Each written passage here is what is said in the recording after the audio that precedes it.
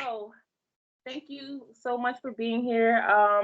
I'm speaking to DT Legend we have today, and I know our time had to we had trouble trying to link up, but you know what? We're here today and we're just gonna keep pushing forward. And one of the things I want to say before we get started is, for one, thank you so much for being here. I know it's late and we kind of hitting crunch time, so I really appreciate you even being here first and foremost. I want to get that out to you because you didn't have to be here. I know you had a busy day today, so thank you so much. So also, the reason why I seeked you out because I seen you on Instagram, and as anyone else, we kind of just scroll through and see one person talking about one thing and keep it pushing. But for some reason, I stopped at your channel or your platform because you were talking something that was uplifting and empowering. And I think that your message, by you being someone who's been in the system and being incarcerated and having a girlfriend and having that type of lifestyle, feeds my platform and what I'm about. So I thought that was a perfect way for us to kind of segue into us having this meeting together and kind of go from there. So without further ado, I want to give you an opportunity to introduce yourself and kind of give me a moment to not be so nervous. So please take it Cool. over. Okay, so first of all, thank you for allowing me to come here and share my reality and share my experiences and all that. So my name is DT Legend. I did 20 years in prison, came home recently, been home about a year now. So when I first got locked up, I was young, young kid, going, don't know anything, especially anything about relationships or whatever. And so I thought I had it all figured out. Had a little girl that was doing the bid with me, and she left early. And then after her, I had a few more relationships, and it just wasn't working out. Every time it didn't work out, though, I'm taking it personal. Like, yo, what am I doing wrong? And so, like, I really actually studied relationships while I was in prison. Anybody that had a topic, a conversation about relationships, I was on them. Anybody, I read books, tons of books on this topic. Like, it was always important to me how to make a relationship last in prison. And so that's what I did. I literally walked around prisons passing out a survey. Like, that's how in tune I was with this topic. And I spent a lot of my bid just, researching this, studying this, learning this. And also trying to help, because I went through it. I was a kid, I was sick. I thought I was the only one going through it, so I didn't share it. But the more I spoke, the more I realized a lot of people was going through this in prison. And then definitely once I got out and started speaking to a lot of women dealing with men in prison, I just realized how important it is to be uplifting, because a lot of people don't have nobody supporting them, to support them, to encourage them, and to give the truth about what goes on. And so that's what I came home and did. And that's what I'm still doing. I do it every chance I get. Like, I get people ask me for advice all the time on their relationship, and I'm all for it. I'm all for helping them. So you was giving advice, even though, like, I know you said you had a girlfriend after girlfriend that wasn't working out, and you was giving advice even going through that. So I know this is not one of my questions, but by speaking to you, I'm intrigued by that. So I was wondering, what made you feel qualified? And I know I'm using that word very strongly, but what made you feel qualified to give advice, even though your relationship personally wasn't working out? No, okay, so when I was going through it, I was a student. I wasn't actually giving advice then. I was all ears trying to figure out, what can I do better? Further along, I mean, when I say further, remember I did 20, so like maybe like my last 5 is when I felt qualified. And by then I actually put a lot of work in. I read a lot of books. I felt like I knew what I was talking about. And, not all coaches could play basketball, but that don't mean they can't coach. Got you. But no, but definitely by then I did feel confident in my research. And I mean, people liked what I had to say. People came back for more. People brought their friends. So, Yeah, like literally, like I said, one of the things that attract me to you is because you give a sense of realism when you speak. It's not like you're just doing it for the gram or for the moment. You're literally like, look, I did this, I've been here, this is where I am, this is how I progressed, and this is just you kind of being like, look, this is what it is. And I think when people are being authentic, that's what gravitates people towards that person. You get what I'm saying? So if I felt like you was living some type of forced life or whatever, I'd have like, let me keep scrolling. You know what I'm saying? So that's what I appreciate about you and your platform. So kudos to that, because you're doing your thing on there. as far as my next question for you is, hold on, let me get to it. What was the type of man you were from the type of man you are today, and how are they different? So I completely don't believe people change. I believe people do mature, and their behaviors change, but people internally, inherently, are who they always were. Obviously, to experiment, learn what you can and can't do. So I would say the biggest is, as far as my behaviors go, is I'm definitely not as outwardly cocky as I was. Okay. A lot of people prior to going to prison, a lot of people go to prison for making money. Not everybody, but a lot. A large part of prison population is people trying to make money. And along with making money, in that life comes with, popularity, money, status, and all that. And that attracts people to you, and so you get a big head. So definitely, like being in prison would definitely deflate your ego. It definitely gives you reflection, and that's big because there's so much I can say on the topic. Like when you before prison, everybody sees you as one way, and then you come home and they still see you as that way, but you're so not that no more because of that reflection. And that's hard to explain to people, but definitely self-reflection has put me in a position to understand my past experiences, my past behaviors, how things negatively impacted me, how I could do things better. Like it's a deeper level of reflection, and most people outside don't do that. There's a few negative ways prison impacts too, but I think that you want to ask that later. I don't know if that's something that you No, want to get into. wherever you want to go with it, I'm working around you. So my questions, I'm going to form it around you. So if you touch one of my questions, I'm just going to reiterate what I meant in my question, and we're just going to keep going. So I'm following your lead on this one, okay? So yeah, so prison also gives a lot of like prison's traumatic, especially when you do that much time in prison, it's traumatic. So you dealing with PTSD and nobody else really understands it. Know what I mean? And you can't really explain it to them because how do you explain prison stuff? Prison behaviors without sounding crazy or even bringing people into that world. You don't really want to do that, and so you kind of face it alone.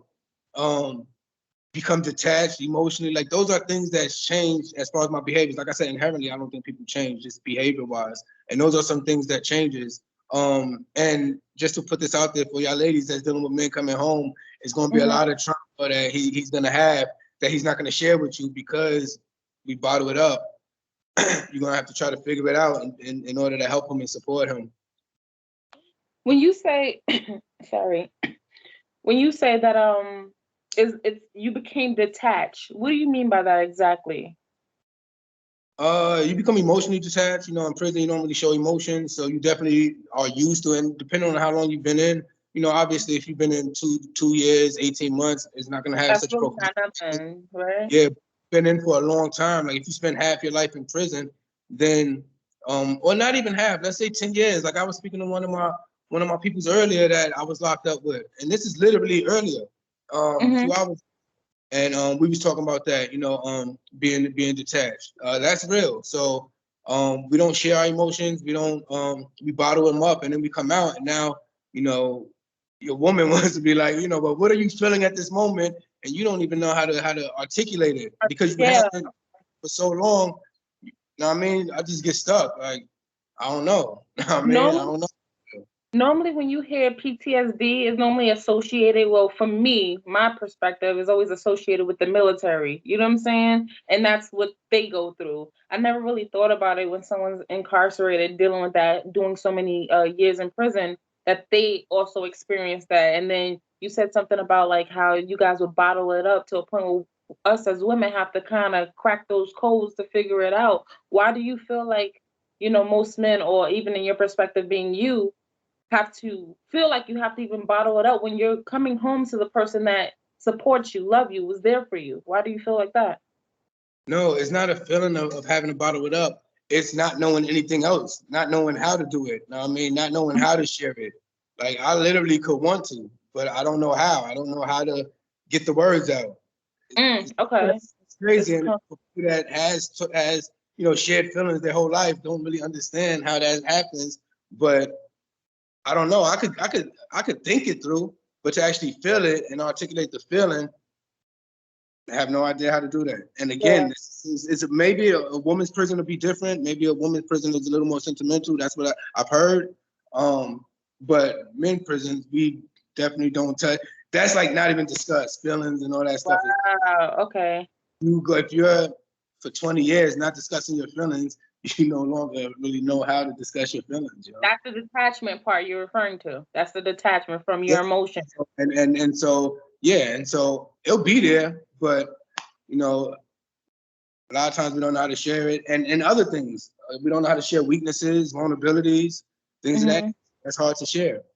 Okay. Go ahead. Yeah, no, there was something you had said at the beginning too. You said two things. PTSD. I was talking about PTSD and how it's associated with the military. PTSD, yes, that's crazy that they don't discuss PTSD concerning prison as much because I mean PTSD is you know basically post-traumatic stress disorder. So it's disorders that you're suffering from traumatic experiences in the past. And you know, somebody in the military will come home after 4 years with PTSD, not a knock on anything that anybody experiences in the military. Fine, if that's what you go through and you suffer trauma, then yeah, you should be recognized for that. But if you do that for 4 years or 8 years, you got somebody that was in there for 20 years and seen all types of prison experience type of stuff. How could we not also experience the same trauma and come out with disorders from that trauma? Like that's crazy. And I could give you experience examples. I won't because they personal to me. And I have on my platform, I have given specific examples and I do from time to time. But it's some crazy stuff that, and I've talked to a lot of dudes that come home from prison. The stuff dudes hold on to. Now I mean when they come home, like I could show you literally, I could show you my pantry. I was just talking to somebody about it. I could show you my pantry. I got Jack Mac and ramen noodles and all that stuff still in my pantry. Like I got a must-have foods. Yeah, but it's real. It's real. And, no, I don't. No, go ahead. I got that because that's what I know how to cook. You know. I got you. So you live in, even though you have a girlfriend now, so it's like you still got the mentality of a bachelor because all those years it was just you. You know what I'm saying? Going through that time. So is that where you coming from as far as like that? Sure, it's the mentality of a bachelor. There's a lot of other things that go into that you know people are gonna have to be aware of when your man come home and he spent that much time in prison. There's some stuff that's gonna be hard for a lot of ladies. But no, that's not what I was actually referring to. It's just that's what I know how to cook. So I'm gonna have it and I'm gonna stack it because in prison we used to stack like it was crazy. We stacked so much stuff. So I'll stack it just for a rainy day in case you know she's not here to cook for me and I gotta go and figure this out myself. Why not stick with what I know? That's the go-to. Okay, I got you now. I got you. Okay. Okay, do you think prison, I guess this is just a question I just thought of just now, but when someone does so much time, you think it rehabilitates you or makes you a better criminal? Because, and hold on, before you answer that, my mindset behind it was you're around other criminals. So it's like you're learning how to do things better, obviously. You know what I'm saying? Because you're around like-minded people. So that's why I said that. Okay, so I would say this, depending on the person, it could do either or. Like depending on the person, like there was a time when I was when I was younger in my bed and people would come in talking about crime and I was all ears listening, planning out certain things I was gonna do that they was talking about. So I went through that phase. Sorry, my light blinded. But I also went through the rehabilitation. So let me say this, and this is real. Prison doesn't rehabilitate anyone. That's not what the design of prison is for. The system just doesn't allow it. Even if there are good intentioned people that designs it or may not plans it or good intentioned people that comes into the prison and tries to, prison isn't designed to rehabilitate people. It doesn't work that way. But prison gives us the opportunity to rehabilitate ourselves if we take it. If you're not motivated, so if you're not, if it's not self-motivated, you're not going to do it. And, how many people try to come in prison with self-motivated to better themselves? So it's hard to all of a sudden come to prison and now all of a sudden feel this motivation to do better. Especially when you're not being pushed or influenced or, it's not enforced. So it's hard. Prison isn't going to do it though. Okay, so I could give you an example, a quick example. So they opened up Pell Grants in the federal prison, so we could start taking classes and we could get degrees. But they only offer associate's degree, and they offer either 1 or 2 courses at a time. So the courses will be, I think, 3 months. But before the lockdown, sometimes there's lockdowns. Sometimes they don't escort the professors into the prison or whatever the case. So those 3 months ends up turning into 7 months that it took to do 1 course. But you need a certain amount of courses to actually graduate with associates. So basically, it would take you about, 8 years to get a 2-year degree.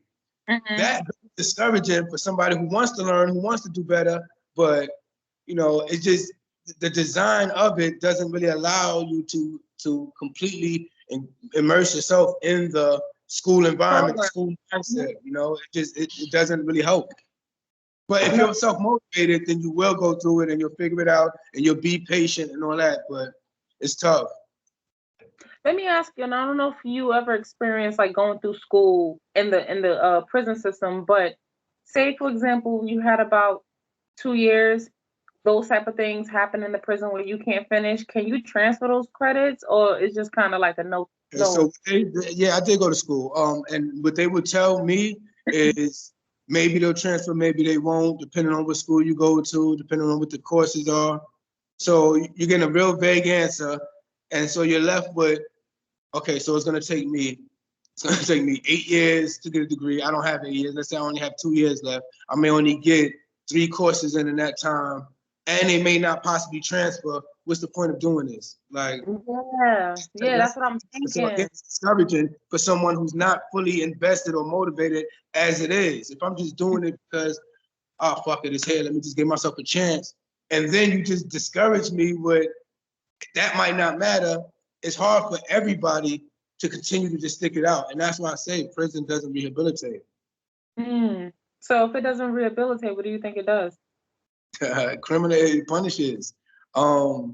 It's a capitalist country. I can't blanket everybody, I mean, but it is a capitalist country. They do get money for every single person in there. They do have prisons a certain percent occupied just to keep the prisons running. Remember, it's a business.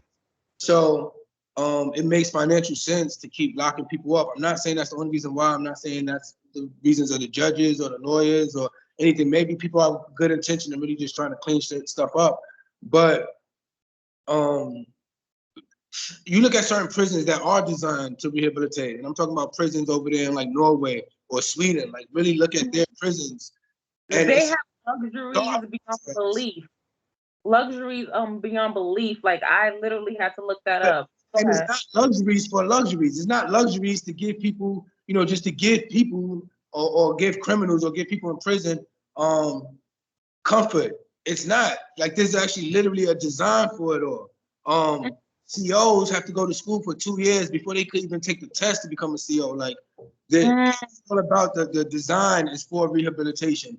Unlike here, where all you need is a GED to become a CO. So you get people, power hungry or people without personal skills, interpersonal skills, and you just throw them in the environment and it goes crazy. So it just, the designs are so different, but you might have to look into a Swedish prison or a Norwegian prison in order to see the stark contrast of rehabilitation versus punishment. Hold on, let me get that down. Hold on. I'm sorry, I like to write my stuff down. Yeah, that's cool. Okay, so sorry, I don't like to like have anyone stop, so I do apologize for that. But one thing I want to correct myself, I shouldn't have said that they have luxuries beyond belief, because you're right. You guys should have the basic level of comfort while you're doing this time. I feel that it's a lot of things that you guys should have freely without the I guess the force of you don't deserve that, or you shouldn't have that, like the right to like, and I don't want to misspeak because everybody's situations is different depending on the location. But as far as my husband goes, he don't have as much access to the library where I think he should. You know what I'm saying? That library thing is kind of like a courtesy, like just because. You get what I'm saying? It shouldn't be like that. I think that it shouldn't be as far as trailers are concerned. I've been married to my husband for now. No, we've been together for 7 years, been married for almost 5. So with that, it shouldn't be where we can't be together on that level because statistically showing when a guy is more calm on a sexual level, there's less aggression. So why is that something that he has to earn? He has to take an ASAT and ART just to get in this program, which takes about 9 months. So I'm like, damn, we don't got that long left. By the time we even get a trailer, he'd be on his way home. So it's like, what is the point? You know, so it's a lot of frustrating parts with that. So what is your thoughts on that? Again, it's not really about rehabilitation. You're right. Like, it shows someone that's in a relationship when they come home from prison are less likely to come back to prison. So how do you discourage relationships? Something as simple as phone calls. Okay, it actually, if you in the feds, local calls are 95 cents. Long distance is $3. Why? Like nobody in the country pays more for long distance versus local anymore. Like everybody's listening. Yeah. So why is it more for long distance versus local? And who lives in those neighborhoods locally? Like that the prisons are located in. It's not about rehabilitation. It's not about connecting people with their families. It's not about educating people. That's just not what the design of prison is for. Okay. And so that's what it comes down to. It all comes down to I believe it's capitalism, at its finest. That's what the country's built off of. And so, that's what everything revolves around. Okay. Give me 1 second. What is your experience dating someone? Because I'm gonna switch the topic a little bit because I'm not gonna lie. The questions I've been asking you has been so intriguing by just talking to you. I didn't even start. So I'm sorry. But as far as your experience with dating someone while you was incarcerated, how was that for you? Like, did that help you or was it more of a distraction? Wow. Okay, so I've actually dealt with, a few women while I was in prison, probably more than, the average person in prison does. But I've also spoke to a lot of men on this topic. And I know some men who say, nah, they don't want to deal with a woman. And there's 2 reasons why they usually say that. But there's a lot of men that say they don't want to deal with a woman. And then you got the other men who looks for a woman. Then you got men who will do anything to keep a woman. Like there's different levels of it. For me personally, it wasn't a distraction. I love companionship. I love, the woman's mind and building and bouncing off ideas and having visits and phone calls. Like I thrived in that. I loved all that. So for me, it wasn't a distraction, but different men are going to give you different opinions. So it's generally either they don't like it, they do like it, they don't like it, they do like it with stipulations, or they do like it however they could get it. That's basically what it comes down to. So when it comes to you, your experience, was it a positive one? Or even though you had multiple... My experience actually wasn't positive. So I dealt with a lot of women and I couldn't hold on to a woman. I could get a woman pretty easily, but I couldn't hold on to a woman. Maybe it was the time, maybe my time was just too much. Because obviously the closer I got to getting out, the longer they lasted. Or the more they were willing to stay around. And I found my woman at the end of my bid. So it's a little easier when you're looking at 4 years versus when you're looking at 17 left or 11 left. It's a lot easier. And so it got easier as it went, but I couldn't hold on to a woman at all. And maybe it was my fault. Like I there was a lot of things I had to learn, a lot of ways I had to mature.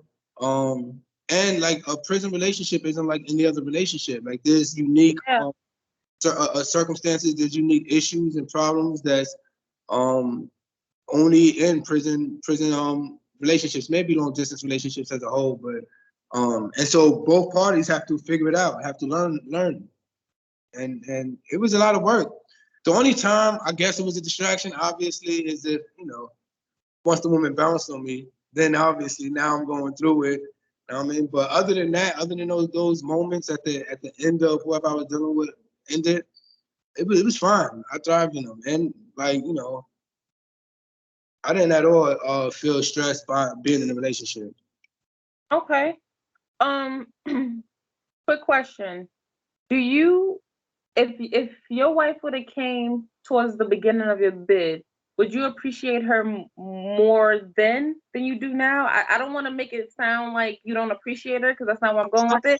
I hear women ask this question actually. It doesn't matter. Okay. I used to think it mattered.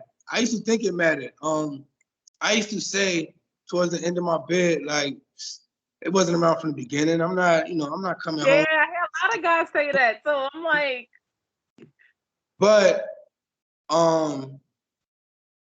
the deeper that bond goes, the less you start, the less you say that. You know, the less you say she wasn't here from the beginning. You start looking at all the things she's doing now, and that kind of like overpowers the time frame that she was there. So if she was here 2 years, because I have friends that were around from the beginning, and basically all they do is, you know, send a letter once a year, except a phone call here and there. But they've been there the whole bid. mm-hmm. Are they worth more than the one that's going all out, than the one that's coming Yeah. visits every visit, and not only accepting the phone calls but sending money for the phone calls and doing everything to make you a part of their life? Like how is Mm-hmm. worth more than the other?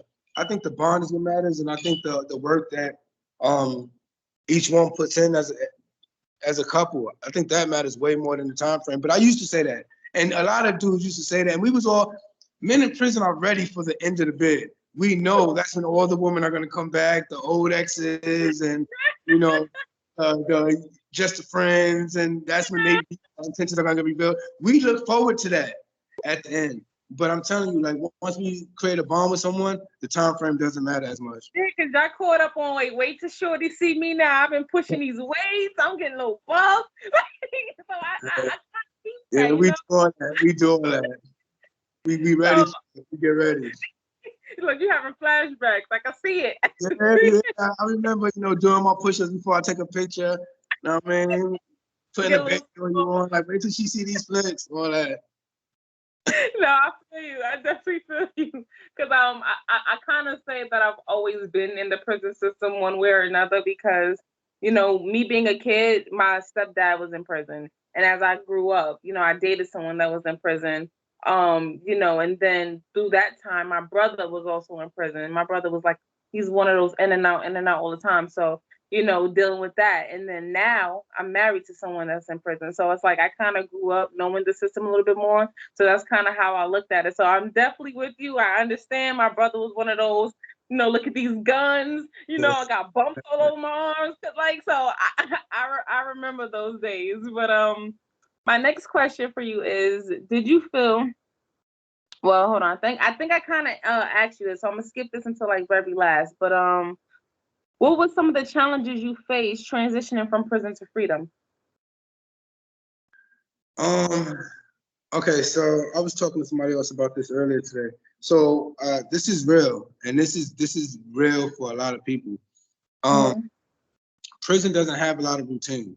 Prison has a lot of routine. Pretty much a familiar routine. You do the same thing or similar things throughout your week, and this is every day, every day, every day. And there's very little adjustment. Like the only time it adjusts is like if there's a lockdown, it might adjust, but it adjusts for everybody. So you know, if you were supposed to go outside and work out, all right, you might work out in your cell, or you were supposed to go and meet somebody, all right, you can't meet them, but they can't meet you because they locked down. It's very little adjusting you have to do. Mm-hmm.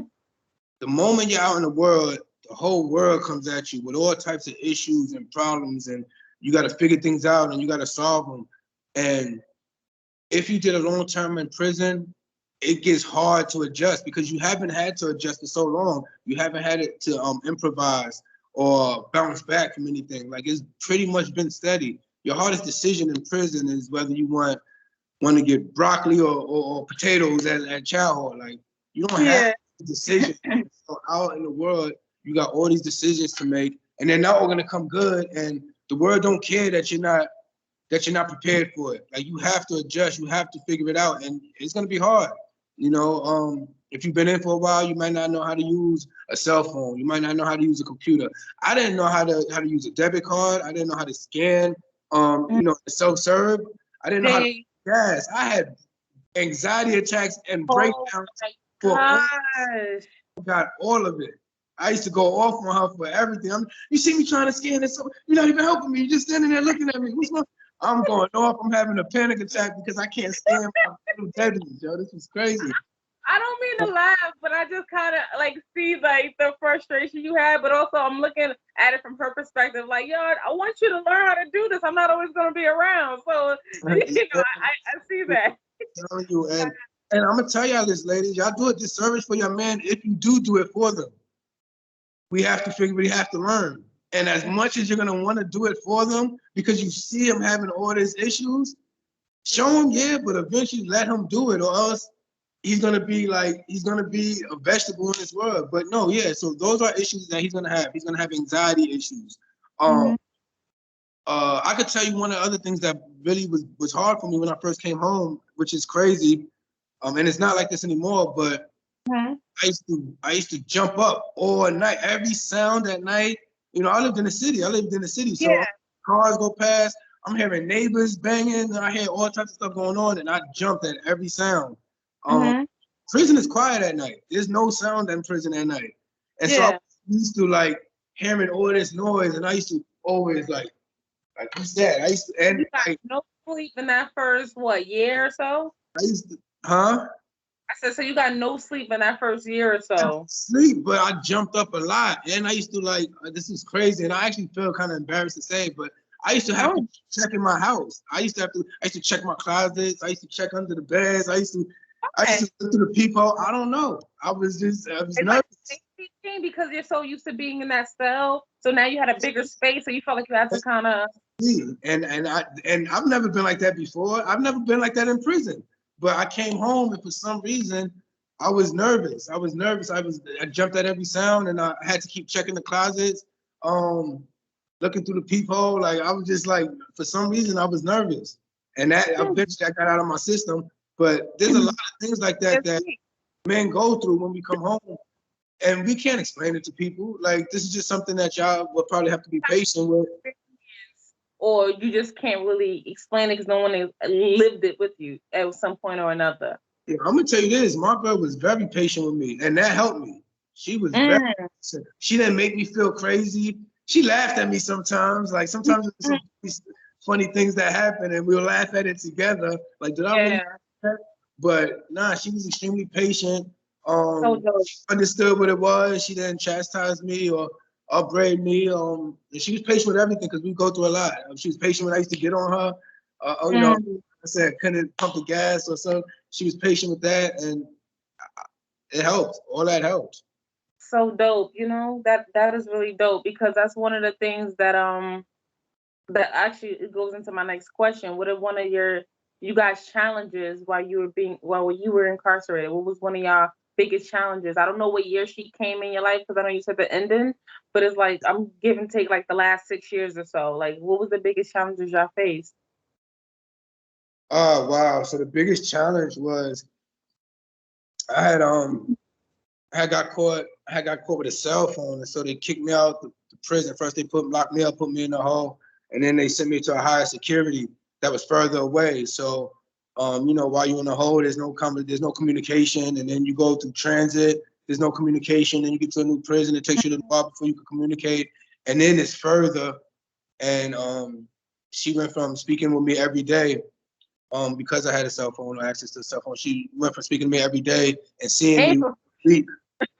And for free. Damn that JPay. Damn that Securus. So she was talking to me every day, you know, visiting me every week. And then you go from not even hearing from me. And that was tough. That was very hard for her. And then it was hard for me because I felt bad. I felt like, you know, like I messed this up. Like, here I go making bad decisions again. And that was actually the first time that I realized that my decisions affect everyone. Like even getting locked up, I didn't realize how much my decisions affected other people. But when she went through it, you know what I mean? When she had to come visit me further away, and you know how distraught she was, that's when it hit me. Like, yo, my actions actually affect other people, and I got to make better decisions. So that was like definitely probably the biggest challenge we had. I mean, it was never no, oh, and then because I felt the way I felt, like, like I messed up and all that, I was in my head a lot and I wouldn't share stuff with her. So she think I'm getting close to the end and I'm falling back from her. I didn't even know she felt that way, so I couldn't even explain, like, nah, that's not what was going on. But that's what she thought was going on. Really, I was just in my head. I was messed up. I'm going through some stuff right now.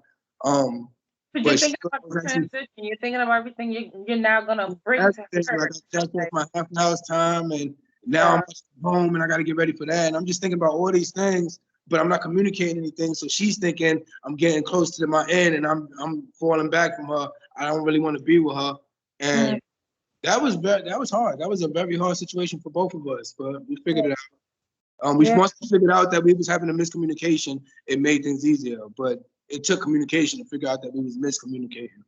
No, that's so dope. No, I agree with you with that. I'm doing the same thing with my husband right now. Like I try to, I don't want to just be one of those people that just talk it and I don't live it. So like I do the same detailed situation with my husband when it comes to like, even today we spoke about like how we communicate with each other as far as if he's at a 10, I'm gonna go to a 2. We never experienced this as of this point because I don't know if you heard in my podcast or whatever, or even if you had a chance, but like we was together for 5 years, we broke up, and then we're just now starting our new half of our marriage. You know what I'm saying? So we just got back together in August. So I said, you know what, since we're starting this new, we're gonna do it differently. So if we ever get to a point where you're yelling at a 10, I'm gonna try to maintain a 2 because it's hard to yell at someone when they're talking to you, right?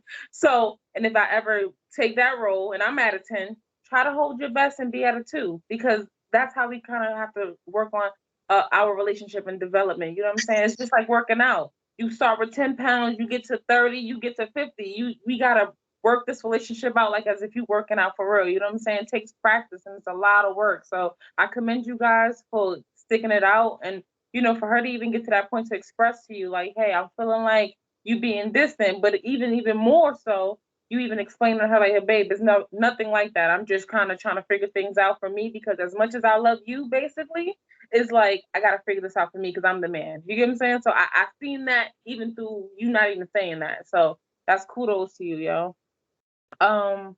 My next question I have for you is what is one thing your girlfriend did or could have done that would have meant the world to you in your time inside?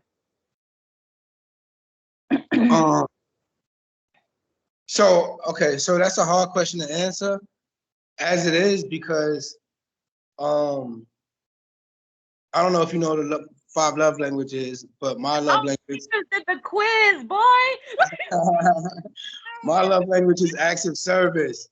And so the reason I was with my woman was because of all the things she did. Like she did so many things that to me was amazing. I could go on and on. So I appreciate acts of service. Now, I mean, I respect acts of service. I acknowledge acts of service. Like I take notice to them. And so I'm trying to think of something that will stand out though, something that could possibly help y'all out there. So I would say when I came home to all the I remember one time she only had one closet and she cleared out her closet so I could have a closet when I came home. Like I could have my stuff in the closet. And she had a whole dresser for me, you know what I mean? And so those are things that she's sharing it with me as she's doing it. Like, yo, I just cleared out the closet, or yo, I just got this dresser for you. Look, these are your clothes in this dresser. Like showing me my stuff in the dresser, like I could come home to, the simplest things, but it's it takes pressure off of us while we in there, while we thinking and stressing over what are we gonna do when we come out or how we gonna get clothes and stuff. And like I said, if you have a short bed, it probably won't matter as much. But for someone doing a long time, these are things I was thinking about during the end of my bed. And for her to, ease that discomfort by already having it lined up for me, and those things matter, credit card, the simple things. She went with my mom to get my birth certificate, so that's there for me. Like all the simple things, but those are things that you need when you get out. Yeah, so you didn't have to. Yeah, those are things I don't have to, because I would have stressed over it. I would have stressed, how am I gonna get this? Like, again, everything's coming at you at one time, and it creates anxiety. Actually, when I saw my PO when I first got out, like that's the first thing he tried to explain it to me. Like, yo, don't feel bad about feeling anxious. Like most people that come home feel anxious. And as he's saying it, I'm just like, I'm realizing like, oh, he knows what he's talking about, because that's exactly Yeah, how I feel, yeah. So, so It's a what is done with all this, like anything that she could do that could alleviate that when you coming home, like pictures is cool. Like, a lot of people want to do pictures, send their man pictures and send their man cards and send their man books, and that's all good. But the big fears and anxieties and insecurities are gonna come when you get home. So anything that could help him for his transition, I think will be better for him than anything she could do inside, Anything that can make it a lot easier. Okay. Okay. Because it's gonna be hard. Okay. My next question was, not really my next question. I want to piggyback off of something you said earlier.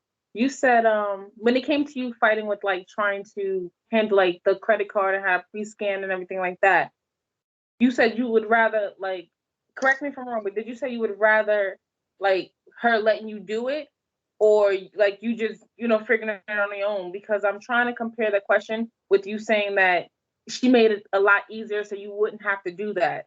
So would you prefer her to let you do things on your own, or? Yeah, so okay, so at the time I wanted her to do it all for me. Okay.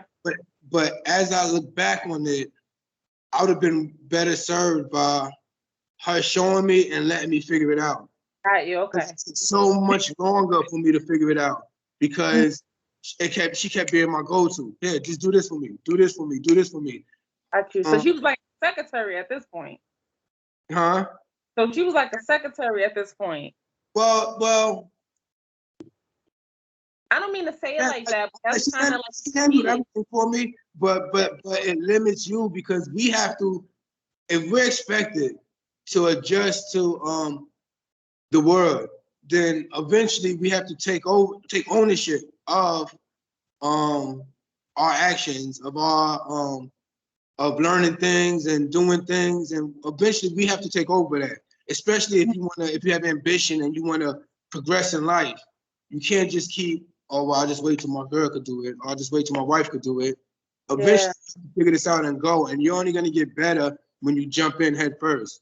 But again, in the beginning, like it's great to have somebody, but eventually it's a disservice to us. And so I do believe eventually show them one time, show them two times, and then like, nah, baby, you gotta let them walk. Let them get it. I think it does a disservice. And again, I like that she did it, but when I look back on it, I was limited for so long and so many things I could do, because I'm so used to, here you do it, here you do it, here you do it. I think it would have progressed a lot faster if you. Yeah, I definitely would have adjusted to society a lot better, well, a lot faster, if I didn't just rely on her to do everything for me. That's okay. So I'm gonna double back on a question that I skipped earlier.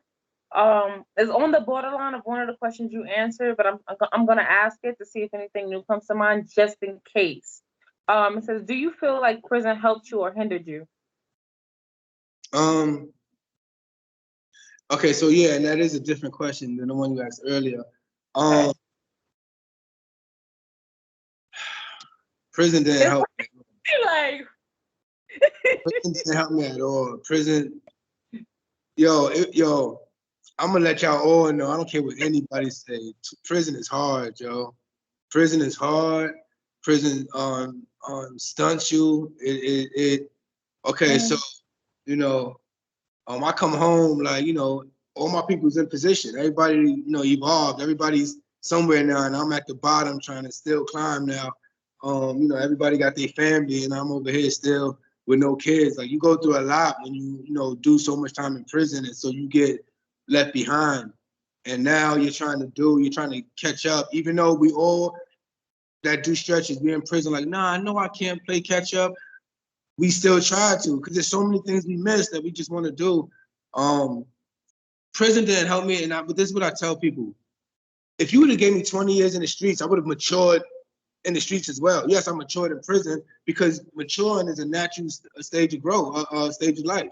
I would have matured out in the world. I would have matured if I never went to prison. Prison gave me the time to mature. It did give me time to reflect, but I don't think it helped at all. And I don't think it helps most people. Maybe some people it does. I can't speak for everybody, but for me, no, it didn't at all. It definitely hindered me. I feel like it hinders you guys also because it's like you lose the time, you lose the family that was once there when you got in is passed on or no longer there with you as far as relationships are concerned. You know, you got to get reacclimated. So to a lifestyle that you knew how to operate in, you've been gone, taken from, and now you have to come back and try to operate, be the man of your house, bring home the bacon. Oh, because as you guys come home, I'm not gonna lie, women, we have expectations for you guys. You know what I'm saying? So it's like now you got the weight of trying to find a job. She wants me to do this. I want to have a child. Then it's a lot, and I can empathize with that. I've never been in that experience outside of a visitor, so I don't want to overspeak or overstep. But it's just like just by being on the outside, that pressure, like sometimes I have to literally tell my husband and be like, yo, I feel bad that the time that you have to do, especially for a crime that I feel like they over how did I don't want to say like overbid on time, but so basically I think they put too much time on smaller crimes. You know what I'm saying? And I just read something that it was just like a thought somebody had when it was like the darker the skin, the more time you get, and I don't know how true that is, but I wouldn't put it past it. You know what I'm saying? So it's a messed up system. So I definitely agree with a lot of what you're saying. I just don't want to get too much of my opinion on it because I'm just the narrator to your story. You know what I'm saying? So that's kind of where I'm at with it. But I definitely agree with you on a lot of your topics so far. Nah, cool. That's I believe I speak for a lot of people in prison. Not everybody, but I have been in 14 different county, state, and federal prisons over 6 different states. So 20 years. So I spoke to a lot of people from all walks of life, speaking for the majority of people in prison. Wow. And you've been in those many prisons and states because of that one bid, right? Because of that one bid? Yeah, okay. I started in 2000 and came home in 2020. Wow. So, yo, that is crazy. Because I know you said you did 20 years, but it like hearing you break it down just now, it didn't click until you like, wait, he did say 20 years. We didn't. Oh, wow. To put it in Yeah, perspective, tell people Clinton was president when I got locked up. Like this. Wow, wow. Like so much stuff. And I give kudos to your girlfriend, her having to navigate with you through that. And like you said, she has so much patience with that. I can only hope and pray that I have just as much patience and know it all to kind of guide him through that. But with what you're saying, also not trying to baby him, let him do it on his own because women like to nurture. You know what I'm saying? That's our thing. We nurture and trying to like, here, let me show you the way, but at the same time, it's like, that shit is just not fair, yo. It's not fair to have all that time taken away from someone. Like, do you have resentment? Do you feel resentment? Yeah, I have a lot of resentments. I had a lot of anger. I don't have as much anger anymore. I thrived off anger. Anger got me through a large part of my bed. Like, you're mad, you're angry, and then you got these COs talking to you crazy, and you're being belittled and dehumanized every time you listen to the radio or TV and the way they talk about people in prison, and you just go through a lot, and you're upset. You're upset. You still see yourself as a good person. Yeah, you committed a crime, but that don't make you. You don't feel like you're less than or you're a monster, and but everybody treats you like you are, and it sucks, yo. Like I said, it's hard. It's hard to be humiliated or dehumanized or debased. But that's what you go through, and you got to go through it constantly. Like I will hear somebody say, "Good morning, CO," and the CO, "What's so good about it, inmate?" Like they constantly try to put you down and put you in your place. So it's tough to deal with that every day. You know, keep in mind that and I'm sure you already know this, but like just keep in mind you're not your past. You know, we all make mistakes. The difference between me and you is that I never got caught. You get what I'm saying? Like there's no fucking difference. You know, so I was like we all make mistakes. So I just don't want you or anyone else in that system or in that mindset. It's like I think society doesn't give the people who's coming home from prison the opportunity to make a difference and to change within themselves before they can change it within the community. And I think that's really fucked up. But like I said, you're not your past. So, you know, walk in your truth, be who you are, but don't let no one define who you are by what you went through, you know? Um, so what I want to talk about too is you, you before I go there, with your platform. What made you start your platform? What made that be an interest of yours? I know you said you read a lot of books about relationships and you like, hey, I'm pretty dope at this. But what made you say, you know what, I'm gonna come home and do this? Mind you, you just learned how to do the phones, the So, cards, and everything. So it's like, what uh, made this something for you? okay, so while I was in prison, what I used to do was I used to make little videos while I was in prison. I used to blur my face out in the videos for people that know Phone. with the phone. And then look, there's some people that was following me since then, since I was locked up, actually doing videos, just Oh, that's you know what I was going through, my experiences or relationships or whatever. And I used to get asked a lot of questions, you know, about others' experiences and what they was going through, and asked me how could I help them. And talking to them and seeing the help just inspired me to keep going. And so it just went from being in there to now being on the gram, which I actually do more than anything else. mm. Um, the book was already in the making. I already started jotting down my I'm thoughts. going to next. I'm I doing already started it. jotting down my thoughts on it, and yo, it was crazy. At the time, it was just typed up on papers, and I was letting people read it. And every single man in prison that read it, everyone that read anything that I wrote, used to be like, "Damn, I got to do better. I got to do better in my relationship," because I Oh, break it down from the perspective of from both. And you know, sometimes in prison, we hard. Men are very hard on women. We don't try to be, but we are. You know what I mean? Y'all go through hell for it, but a lot of men don't realize it, just like a lot of women don't realize certain things we go through. And so um, I was able to give that perspective. And so I definitely was encouraged. And I came home, um, copied the book from, you know, regular typed up papers and started uh-huh. more now that I'm home now and I could actually see things, speak to more people and see post incarceration. I started putting down more. And then I came out with the book. So Love Beyond Bars. yeah, love Beyond I know Bars. you got it. Show Yeah, me I was so some. proud of this book too, yo. Oh, I'm so proud of this book, Love Beyond I Bars, love it. informative How long handbook. did it take you? How long did it take you to complete? No, it definitely was like 10 years in the making because I was writing so much of it when I was in prison. And this book didn't start out like this.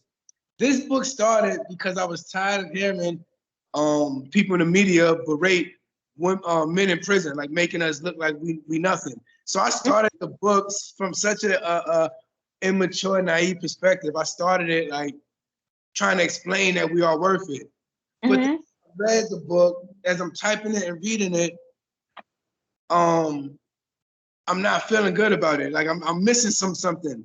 And so the more I added to it, the more I took away from it. And the more I took away from making us sound like the best thing since sliced bread to empathizing with the woman's situation. And it became more of a balance, more of a Yeah. balance, you know, of what we need to do, should do, and what y'all need to do, should do, what we do, our experiences, and it became a balance. And um, I like the outcome. I like the outcome. I think the outcome is truthful.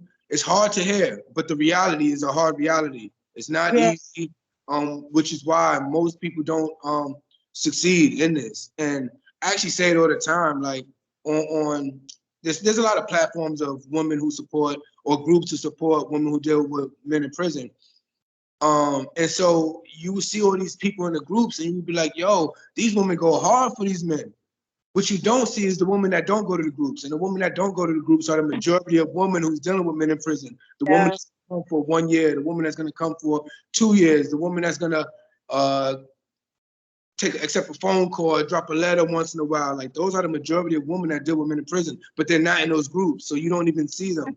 But that's what we get. We get those women, majority of those women, and I can't tell you how many men in prison just wanted a good woman to ride the bed with them. Now, I mean, they would have did everything. They would have been everything they were saying they would be, but they didn't get the chance. And those are the men I speak to. I mean, all the time. The book was making. It took me a long time, but I think I put together something, you know, real powerful. I believe it because just by you speaking, I know you kind of represented yourself well through that book. Are we going to see some growth as far as like I know you said you took away a lot of things and you added a lot more. So is there growth as far as like the first couple chapters would be more like, okay, you was a little naive or you didn't really think of it like that, but as you go along, we see your growth along the way? No, because actually, what you get, chapter 1 wasn't chapter 1 when I wrote it. Chapter 1 was just a topic that I wrote on. Chapter 2 was just a topic. I don't remember the order that I initially wrote it in, but I rewrote each chapter 100 times. You know, I just wrote it, read it, talked to people, rewrote it, talked to people, passed it along, rewrote it. Like, so it's not my story. I do give a few personal experiences. I give other people in prisons experiences. I give psychoanalysis. I give statistics. I told you I passed out a survey. I literally got surveys in here. So it's not just a book on my experiences. It's like I call it an informative book to help us survive through prison. It's just simply information. You do with it what you want. It's hard, and some of it is very hard information. The end of every chapter I got is called The Hard Truth, where I just say something real blunt and real basic, but it's real. So it's not so much my story as it is an informative handbook. I understand that. You mentioned something earlier about how like you would listen to the radio and then how they talk about I guess the new term is incarcerated individuals. They can't say inmates anymore, but how they would speak about you in such a negative tone. And I feel like that when it comes to like how you see this love after lockdown and these Lifetime shows and stuff like that, I don't feel like us women are being represented properly too, due to the fact that it's like they only show glimpses of us waiting around for the most part, waiting for a call. We get the call, and then we talk about how we met the person, whether it's good, bad, or indifferent. And then that's kind of like the gist of the segment.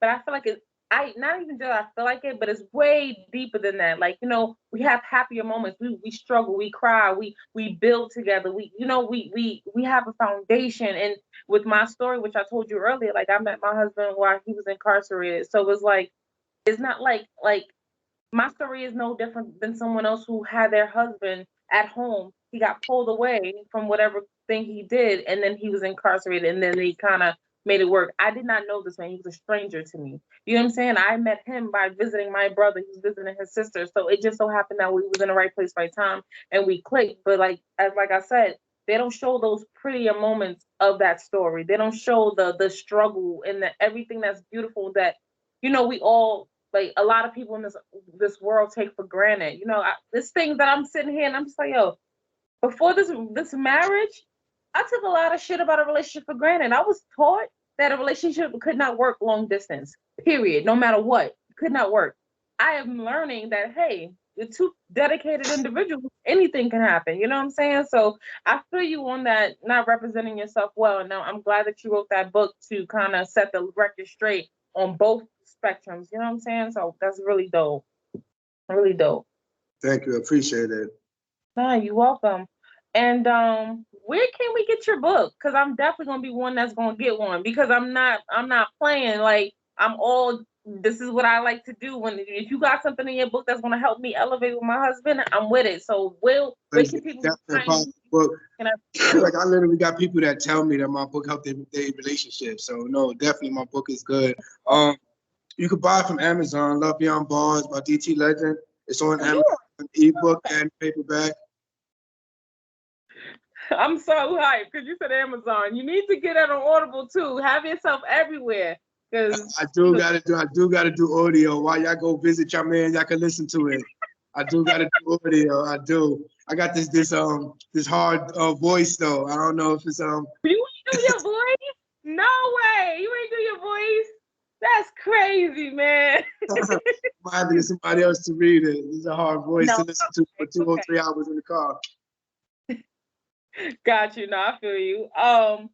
Okay, where can people find you outside of like Instagram, or is that the only place you normally are at? Like, where do you I'm go? also on Facebook. They both DT Legend. I don't know outside of that. I haven't really started anything else. But I will say this, like I'm almost done with school. I actually go to school, coaching school. So Oh, I actually like yes, I'm already in congratulations. the process of doing a coaching program, getting coaching program started. So that will be started soon. So look for that. It'll be on when it is ready. It'll be on my platforms. But yeah, right now Instagram and Facebook is probably where No, I'm at. that's reach you. Okay. And you definitely are good with the communicating. So it's not like you you ain't at the point of being so big that we gotta go through secretary to reach Listen, I you. answer all questions. I answer all questions. My time is sometimes it's hard to balance time, but I answer all questions that come to my inbox. All of them. Got you. So what is next for you now?